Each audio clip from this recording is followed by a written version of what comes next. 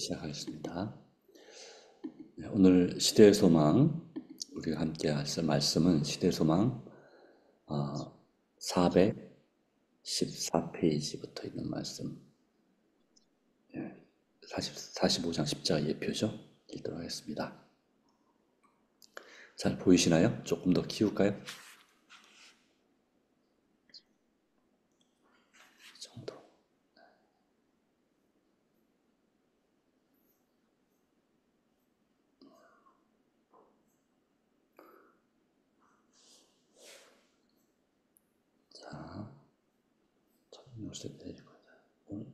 구주께서는 복음 사업을 개인적으로 베드로에게 맡기지 않으셨다. 나중에 베드로에게 했던 말씀을 반복하면서 그분께서는 그 말씀을 직접 교회에 적용시키셨다. 그리고 대체로 같은 말씀을 신자들의 전체 대표자인 12제자들에게도 말씀하셨다. 만일 예수께서 제자들 중 하나를 다른 제자들보다 높여서 그에게 어떤 특별한 권위를 위임하셨다면 우리는 그들이 누가 가장 크냐고 자주 다투는 것을 볼 수 없었을 것이다. 그들은 저희의 선생의 소원대로 복종하였을 것이요 그분께서 선택하신 자를 공경하였을 것이다. 생명을 지정하여 머리로 삼는 대신에 그리스도께서는 제자들에게 너희는 랍비라 칭함을 받지 말라. 또한 지도자라 칭함을 받지 말라. 너희 지도자는 하나이니 곧 그리스도니라. 고 말씀하셨다. 각 남자의 머리는 그리스도요. 만물을 구주의 발 아래 두신 하나님께서 그를 만물 위에 교회의 머리로 주셨느니라. 교회는 그의 몸이니 만물 안에서 만물을 충만케 하시는 자의 충만이니라. 교회는 그 기초인 그리스도 위에 세워져 있는 바, 교회는 그 머리이신 그리스도께 순종해야 한다. 교회는 사람에 의존하거나 사람에 의하여 지배를 받아서는 안 된다. 많은 사람들은 교회에 책임 있는 지위에 그들에게 다른 사람들에게 믿거나 행하는 바를 명령할 권위를 부여한다고 주장한다. 하나님께서는 이 주장을 인정하지 않으신다. 구주께서는 너희는 다 형제니라고 엄명하신다. 사람은 다 시험을 당하고 자칫하면 실수하기 쉽다. 우리는 유일한 존재에게 지도를 위촉할 수 없다. 믿음의 반석은 교회에 계신 그리스도의 살아계신 임재이다.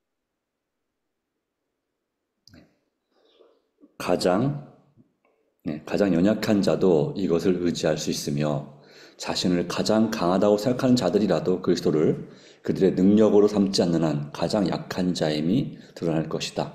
무릇 사람을 믿으며 혈육으로 그 권력을 삼는 그 사람은 저주를 받을 것이라. 주께서는 반석이시니 그 공덕이 완전하고 여호와를 의지하는 자는 다 복이 있도다. 베드로의 신앙 고백이 있은 후 예수께서는 제자들에게 자기가 그리스도임을 아무에게도 말하지 말라고 분부하셨다. 이 분부를 내리신 까닭은 서기관들과 바리새인들의 결정적인 반대 때문이었다.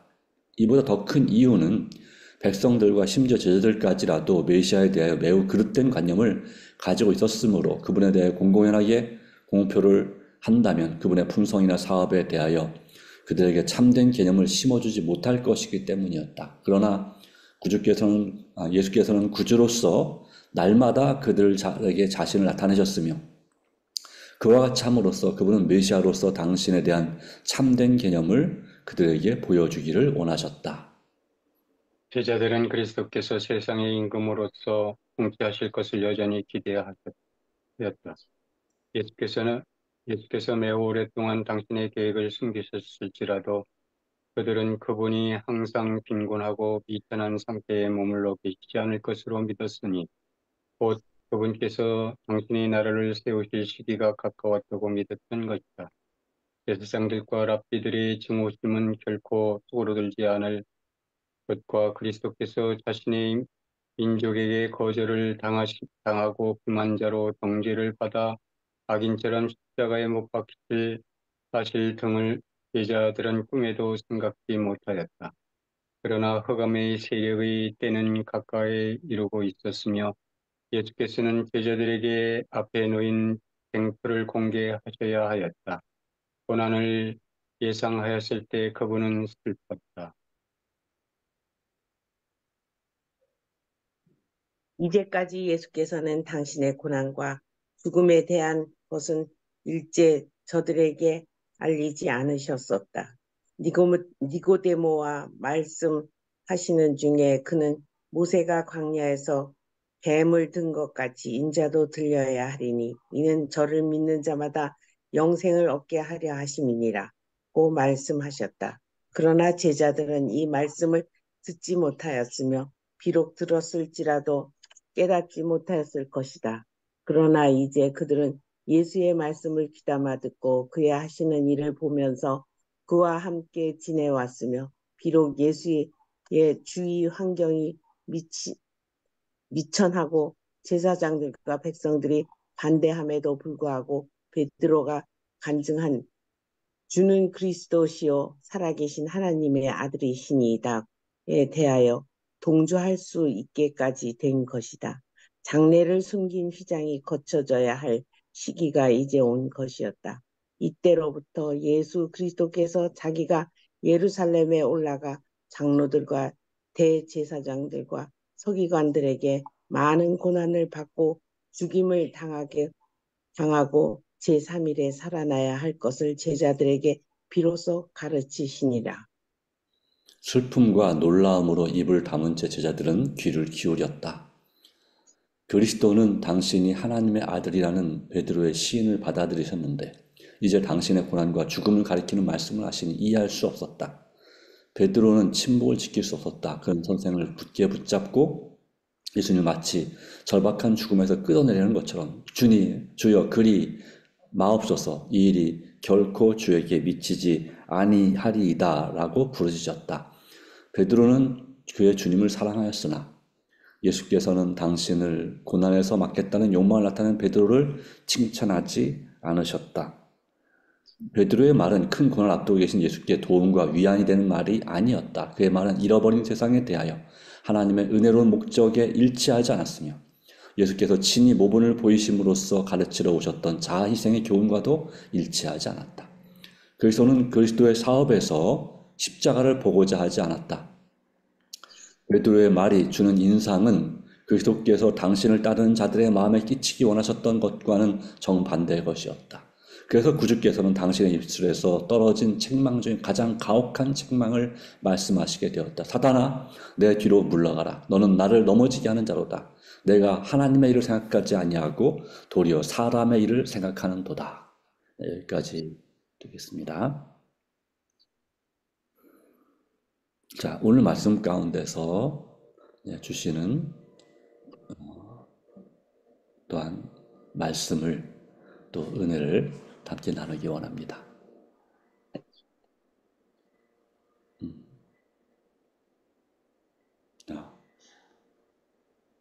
하나 더 있다면 마가복음 9장 1절도 있는데요. 그 말씀을 제가 읽었군요. 제가 읽겠습니다.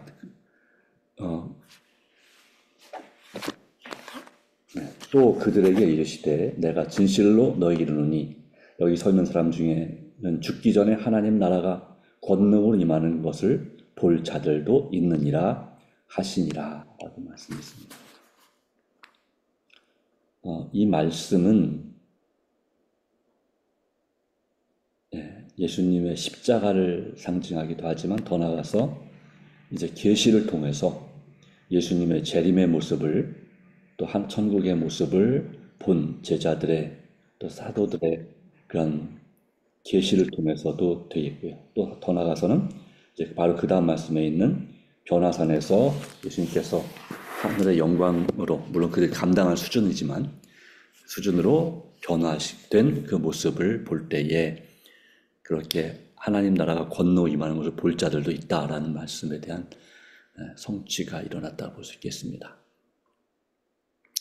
자, 또 이 시대의 소망의 말씀 가운데서 이 베드로의 신앙 고백, 이런 고백을 할 수 있었던 이유는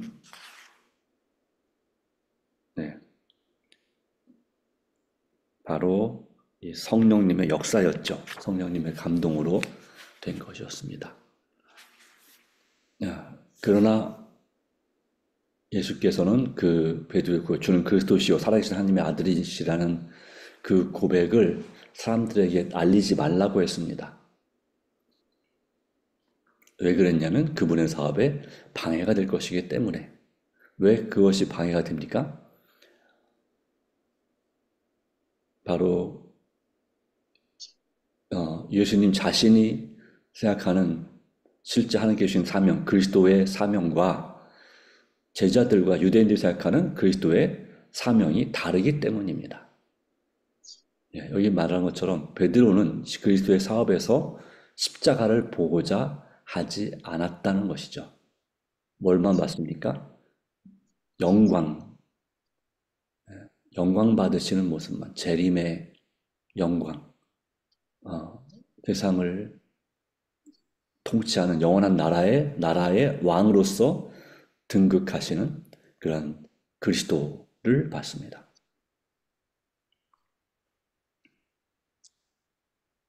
왜 베드로를 포함한 유대인들은 그리스도의 사업에서 십자가를 보고자 하지 않았을까요?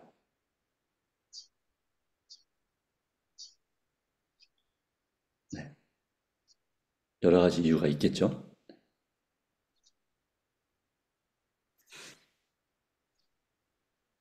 유대인들이 가지고 있던 메시아관이 무서울 정도로 한쪽으로 이렇게 흥분되어 있던. 그래서 10년 동안이나 따라다녔던 베드로와 제자들까지도 예수님이 하나님의 아들이라고까지 인정할 수 있는 단계에는 와 있지만, 예, 네, 그 여러 가지 이제 예수님이 하시는 그 모든 일들은 사람으로서는 할 수 없다고 하는 것, 선지자로서도 할 수 없다는 것을 그들이 아마 어렴풋이 깨닫긴 했는데, 정확한 메시아에 대한 예수님의 사명을 이해하지는 못하고 하나님의 아들이라고까지는 인정했기 때문에 예수님께서 비로소, 이제 성경 말씀에 보면 비로소라고 하는 말씀을 쓰는데, 이제 그 십자가에 관한 말씀을 제자들에게 가르치려고 했을 때, 베드로가 이제 그 예수님을 거기에서 구원해내는 것처럼, 그렇게 절대 할 수 없다라고 저희가 그것을 막아서는 그런 상황까지 온 것 같은데, 어, 예수님께서 이제 지금 요 장면 전에는 십자가에 대한 말씀을 하지 않으셨고, 그래도 이해를 못했기 때문에 네, 하나님의 아들이라고 하는 그리스도요, 하나님의 아들이라고 하는 그 고백을 받은 다음에 비로소 당신의 사명을 제자들에게 예, 말씀하셨다. 그래서 십자가를 가르치기 시작하셨다라고 이제 나오는데, 저희들도 상당히 분한 것 같습니다. 제가 겨울 이 말씀을 생각하면서 그런 것을, 우리의 경험을 그렇게 생각해 봅니다. 뭐냐면, 어떻게 이렇게 대화를 하다 보면 이 병아리만큼 저보고 복을 많이 받았대요. 음, 근데 그 사람들의 우리 오늘날 그리스도인들의 마음 심중에도 뭔가 보이는 것에 대한 예, 그 집착이 있는 것 같습니다. 그래서 네, 뭔가 겉으로 남보다 좀 잘 되는 것이 있으면 그것이 복이라고 생각을 하는 것 같습니다. 네, 그래서 이걸 하나님을 믿어서 잘 되는 것처럼 그런 복, 물론 그렇지 않다고 부정하는 건 아닌데요. 예, 예. 거기에 집중하는 것 같습니다. 제자들이 그와 같은 상태가 아니었는가, 음, 그래서 생각해 보니까 조금 제자들의 상태가 좀 이해되는 것 같습니다. 예, 그렇습니다. 이 베드로를 포함한 제자들은 예수님께서 십자가에 이렇게 죽으신다고 하는 것, 고난 받으신다는 것을 도저히 이해할 수 없었습니다. 그렇죠? 그리고 예수님의 가르침이 다 옳지만 이것만큼은 잘못되었다, 잘못 생각하는 것이다 라고 해서 예수님을 이제 바로 잡으려고, 그건 아니라고, 그렇게 생각하시면 안 됩니다 라고 그렇게 아주 강력하게 그렇게 얘기를 했던 것입니다. 주님을 사랑하였으나 이 고난에서 막겠다는 욕망을 나타냈다. 근데 이것을 예수님이 칭찬하지 않았다. 거죠. 왜냐하면 예수님께 이 땅에 오신 그 은혜로운 목적에 일치하지 않았고 자아 희생의 교훈과도 일치하지 않았기 때문이다 라고 하는 것입니다. 네. 우리도 어쩌면 그러지 않나 생각이 듭니다. 말씀하시는 부분도 있지만 우리가 천국 가기를 원하고 천국의 영광과 또 이 땅에서의 그 덤의 축복, 이런 물질적, 생명적 풍요로움을 원하지만 예수님을 위해서 내가 희생하거나 고난받기를, 의를 위하여 핍박을 받는 것을, 그리고 내 자신의 삶의 습관에서 내 자신을 개혁하고 절제하는 품성 변화를 위해서 바로 그런 부분은 보고자 하지 않는 것이 어려움을 다 누구나 피하는 것 같습니다. 예. 천국은 가고 싶지만 변화되고도 싶지만 변화되려고 보니까 내가 철저히 내 자신을 절제하고 계약하는 것이 내 현재 성향과 너무 맞지 않기 때문에 부담스러워서 그거는 하고 싶어 하지 않는, 예, 그런 부분도 있다고 볼 수 있겠습니다. 우리 십자가를 보고자 하지 않는다. 예. 또 예수님의 십자가를 보고자 하지도 않았지만, 네, 그리스도의 십자가를 바라볼 때에 우리 자신의 십자가도 바라볼 수가 있고 그걸 감당해야 된다는 걸 알 텐데, 깨달을 텐데, 이런 부분에 있어서 우리가 생각할 부분이 있다고 생각합니다. 네. 우리가 주님의 사업을 할 때도 항상 모든 것이 잘 되지 않고 거기에는 고난과 또 내 자신이 하나님과 씨름하는 과정이 분명히 필요한데 그 부분을 보고자 하지 않는다 라고 하는 것도, 그리고 그런 일이 일어날 때 서로를 감싸주기보다는 더 비난하고 내 자신의 책임을 회피하고자, 줄이고자 하는, 변명하는 쪽으로 가지 않는가 하는 것도 사실이죠. 네. 그래서 우리가 우리의 생각과 반대의 그런 상황을 만날 때, 또 그것이 우리에게 필요하다고 주께서 말씀하실 때 우리는 어떻게 반응해야 될 것인가, 그리고 어떠한 믿음의 노력을 기울여야 될 것인가, 우리는 깊이 생각해 볼 필요가 있다고 생각합니다.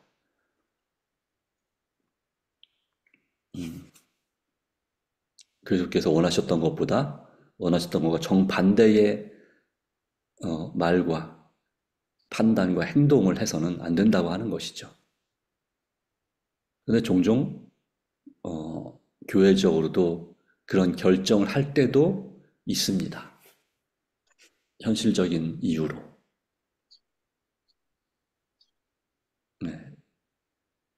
중요한 건 이제 앞으로죠. 그동안 어떻게 했는지도 중요하죠. 앞으로 우리가 어떤 선택을 해야 될 것인가.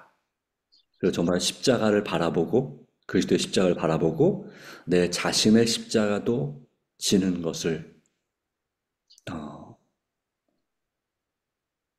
당연하게 생각할 수 있을 것인가, 아니면 포기할 것인가. 자, 우리는 어떤 판단을 해야 될까요? 어떤 선택을 해야 될까요? 만약에 주님께서 이 베드로가 했던 것처럼 우리에게 사단아 내 뒤로 물러가라고, 너는 나를 넘어지게 하는 자로다는 말을 우리가 직접 우리 마음에 누군가를 통해서 듣는다면, 장로님은, 집사님은, 목사님은 이 교회의 사역을 정말 위한 것입니까? 이 교회를 더 성장시키는 것이 아니라 교회를 망가지게 만들고 우리를 너무 힘들게 하시는 분이십니다. 이런 얘기를 듣는다면 우리는 어떤 마음을 가져야 될까요? 근데 그런 말을 할 수 있는 자격이 있는 사람이 있을까요? 물론 없죠. 그런데 그런 말을 하죠. 없음에도 불구하고. 네.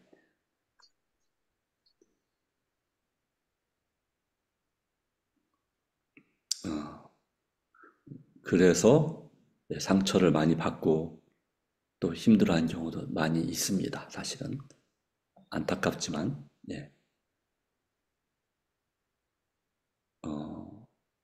사람들 좋다는 충청 앞에도 그런 일이 있는 것 같고, 하여튼 그런 일들이 종종 있습니다. 자, 그런 얘기를 듣는다면 아마 마음이 많이 힘들 것 같습니다. 사실 제 자신 같은 경우도 만약에 나는 최선을 다해서 교회를 섬겼는데 또 또 최선까지 아닐지라도 내가 할 수 있는 한 마음을 다해서 교회를 섬겼는데 도리어 교회를 넘어지게 하는 사람이다. 라는 얘기를 듣는다면 그런데 그것이 그렇게 말하는 사람이 그러니까 자기도 행실이 별로 잘 못하는 사람이 아니라 어, 뭐로 정말 예수님처럼 열심히 하는 분이 나한테 그럴 말을 한다면 생각을 많이 해봐야 되겠죠. 나보다 더 열심도 안 내는 사람이 말한다면 그거는 뭐 굳이 고려할 여지가 없지만 그렇죠. 네. 그렇게 무서운 말을 한 사람이 있더라고요. 네. 우리 좀 조심스럽지만 정말 놀랬어요. 네. 근데 지금 여기서는 이제 예수님이 베드로한테 이런 말을 한 거예요. 그러니까 아니 어떻게 하나님이 그러니까 이런 우리가 이해하기는 베드로는 당장 그 예수님 앞에서 는 그리스도시요 살아계신 하나님의 아들이라고 고백했고 네. 자기가 그 십자가에 관한 말씀을 할 때 네. 그걸 그리하지 마옵소서라고 간청이라고 할까요? 뭐 아니라 안 한다고 그랬어요. 옛날 그 뭐 왕과 백인들의 사이로 말한다면 아, 저기 뭐야 상소를 한다고 그럴까요? 네. 네. 그런 식으로 이제 예수님 앞에 말했지만 어, 교회 안에서 이제 어떤 일을 하는데 예, 그냥 사람을 완전히 무시하면서 너가 뭔데 네. 네. 교회를 우리지하지 않으냐. 그 일을 한 분이 네. 절대 그런 일을 한 사람이 아닌데 뭐 그렇게까지 막 해서 어, 그냥 엉엉 울면서 저한테 밤중에 전화를 한 일이 있어요. 네. 그래서 그때 제가 충격이었습니다. 여지껏 신앙에 오면서 이런 일이 없었는데 음, 또 그분의 위치가 그냥 어떤 뭐 집사나 이런 평신자가 아니라 지도자 위치에서 장로님으로서 어떤 집사한테 그렇게 얘기를 하는데 정말 제가 충격을 많이 먹었습니다. 네. 그래서 어떻게 위로할 수가 없어서 어, 오히려 이제 우리는 같은 동료이기 때문에 어, 뭐 어떻든 교회 같이 신앙생활을 하고 같은 동료이기 때문에 뭐라고 위로할 말이 없어서 불쌍하게 여기자라 하는 것을 예수님이 이제 다 불쌍히 여기라고 하셨잖아요. 네. 그래서 그 말로 달래주고 위로했더니 그걸 이해를 하더라고요. 그래서 그런 일이 있었는데 어, 그렇게 음, 말로 그렇게 할 만한 일을 그 사람이 한 일도 없었는데 그런 경우를 당해서 음, 그걸 아직도 제가 조금 그렇게 말한 분이 왜 그렇게 했을까? 어떤 상황인지 인식을 하고 했을까? 음, 그런 생각을 하고, 예. 근데 이제 오늘 이 말씀을 하시면서 그 생각이 다시 나네요. 그런데 뭐, 누구 어느 쪽도 제가 뭐 나무라거나 뭐 이렇게 할 수는 없지만, 그러나 이제 이런 교회 사업을 하다가 그런 일도 이제 경험하게 되는 상황이 오더라고요. 예, 맞습니다. 이 바울과 바나바의 경우도 마가 때문에 네, 그런 서로 간에 스님이 좋겠다고 그랬죠. 네, 서로 간에 함께 일을 못할 만큼 그렇게 심하게 갈라서는 그런 분쟁이 있었던 것도 사실입니다. 자, 그런 경우도 물론 나중에는 서로 화해하고 용서했겠죠. 네, 그렇지만 성경에 나오지 않습니다만은 자, 그런 일을 우리가 당할 수 있습니다. 자, 그런 일을 당할 때에 그 상대방을 어떻게 생각하느냐도 예수님의 마음으로 해야 되겠지만 그런 그런 말을 들은 내 자신이 어떻게 내 자신을 추스려야 되느냐 이 부분도 참으로 중요하다고 생각합니다. 물론 내가 잘못해서 이런 얘기를 듣는다면 그건 당연한 것이고 내가 진짜 회개해야 될 것이고 내가 별로 잘못한 것 같지 않은데도 이런 얘기를 듣는다면 우리는 어떻게 반응하고 어떻게 내 자신이 이것을 이겨내야 될까 하는 것은 하나님의 도우심이 절대적으로 필요한데 자 어쨌든 이 베드로는 이런 책망을 들었을 때 어떻게 반응했단 말은 없습니다. 그러나 그가 예수님의 진정한 마음을 알기 때문에 이 베드로는 아마 자신을 다시 한번 생각하고 나중에 아이고 제가 잘못 생각했다고 하나님 예수님 앞에 회개하지 않았을까 생각합니다. 그래 이를 통해서 예수님과 베드로의 관계가 훨씬 더 친밀하고 깊은 관계가 된 것도 사실입니다. 네, 베드로가 만약에 이해하지 못했다면 가룟유다처럼 제자의직을 버렸을지도 모르겠죠. 그렇죠. 가룟유다처럼 두고 보자. 언젠가는 내가 반드시 복수하겠다는 생각이 있을 수도 있었겠죠. 네. 그러나 베드로가 정말 그래도 하나님 앞에 좋은 제자인 위대한 제자인 이유는 바로 이 말씀을 들었을 때 주님 앞에 자신의 성급함을 인정하고 잘못했다고 그렇게 성경에 나오진 않지만 그렇게 예수님의 말씀을 받아들였다고 하는 것입니다.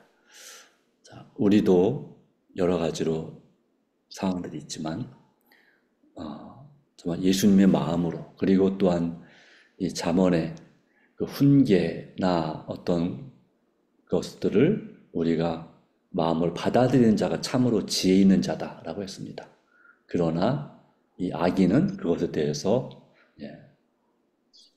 바로 이제 그 악인을 훈계하지 말라 그랬죠. 교만한 자를 도리어 내가 더 힘들어질 수 있다 이런 말도 물론 있습니다.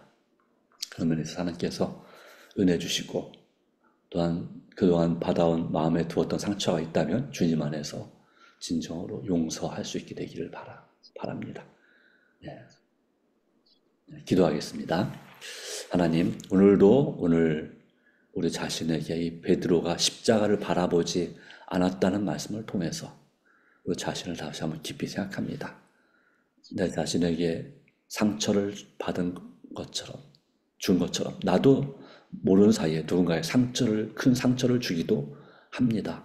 오직 주님께서 정말 우리 이 모든 것을 예수님의 마음으로 바라보고 주님의 음성을 듣게 해주시고 내 자신의 변화와 절제와 또한 그런 천국 가는 삶을 위해서 우리가 받는 고난을 두려워하거나 피하지 않도록 도와주시고 또한 주님 안에서 절제의 습관과 또한 자기 희생의 그 수고를 우리가 그치지 않도록 도와주시고 오직 믿음으로 주님의 뜻을 따라서 예수님의 마음을 가지고 살아갈 수 있도록 도와주시옵소서. 주님께서 오늘 우리 장로님 네 분에게도 복 주시고 이 말씀을 참여하는 모든 분들에게 주님의 은혜가 함께하기를 간절히 바랍니다. 주님, 우리가 그래서 사단의 도구가 되는 것이 아니라 하나님의 종으로서 축복의 통로가 되는 우리가 될 수 있도록 역사하여 주시옵소서. 주님의 이름으로 간절히 간절히 기도합니다. 아멘. 감사합니다. 오늘도 주님의 돌보시는 은혜가 있기를 바랍니다. 개인 감사합니다. 기도하고 마치겠습니다. 감사합니다.